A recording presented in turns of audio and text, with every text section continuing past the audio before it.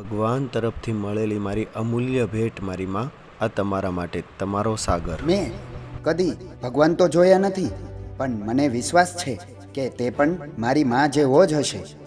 ઈશ્વર દરેક જગ્યાએ પહોંચી શકતા નથી, એટલે જ તેણે માતાનું સર્જન કર્યું છે. જન્મ આપીને ઉછેરી મોટા કર્યા અમને, પોતે પી વિષ અમને ધર્યા. એવી માતાને શત શત પ્રણામ.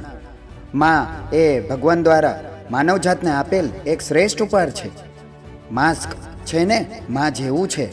જ્યાં સુધી આપણી સાથે હશે, આપણને કોઈ મુશ્કેલી નહીં આવવા દે. તમારા જેવી માં કોઈ પણ પુત્રને માટે ભેટ છે. હું ભગવાનનો આભારી છું, કારણ કે તેણે મને આવી અદ્ભુત માં આપી છે. દવા કામ ન આવી તો નજર ઉતારે છે. માં છે સાહેબ, હાર ક્યાં માને છે. મારા નસીબમાં એક પણ દુઃખ ન હોત જો નસીબ લખવાનો હક મારી માને હોત. ભલે ગમે તેટલી થાકેલી કેમ ન હોય, મેં માને ક્યારેય આરામ કરતી નથી જોયા. પરાકાષ્ઠા પ્રેમની એ છે જનેતા, ઉરે મબલખ અમૃત ભર્યા. જેના ઋણ ચૂકવવા નાના પડ્યા, એવી માતાને શત શત પ્રણામ. બનાવટી લોકો અને બનાવટી લાગણીઓથી ભરેલી આ દુનિયામાં એકમાત્ર વાસ્તવિક વસ્તુ એ તેના બાળક માટે માતાનો પ્રેમ છે. દરેક વ્યક્તિના જીવનમાં તે સૌથી ખાસ હોય છે. દૂર હોવા છતાં પણ હૃદયની પાસ હોય છે.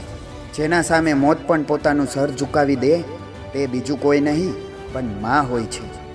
જેના પ્રેમને ક્યારેય પાંખણ ન નડે, તેનું નામ માં.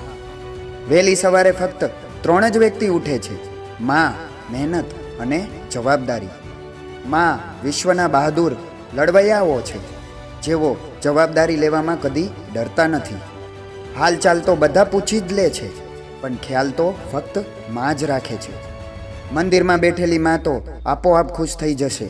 બસ ઘરમાં બેઠેલી માને ખુશ રાખો સાહેબ. મને બીજા કોઈ પણ સ્વર્ગ વિશેની માહિતી નથી, કેમ કે હું મારી માતાના ચરણોને જ સ્વર્ગ માનું છું. માંથી મોટું કોઈ નથી, કારણ કે માની માં પણ નાની કહેવાય છે. જો આંગળી કપાય તો લોહીની ધાર નીકળે. લોહીના બૂંદ બૂંદમાં મારી માનું ઉદ્ધાર નીકળે. 7 જન્મોની સગડી પૂંજી લગાવી દઉં તોય મારી માવડી મારી લેણદાર નીકળે.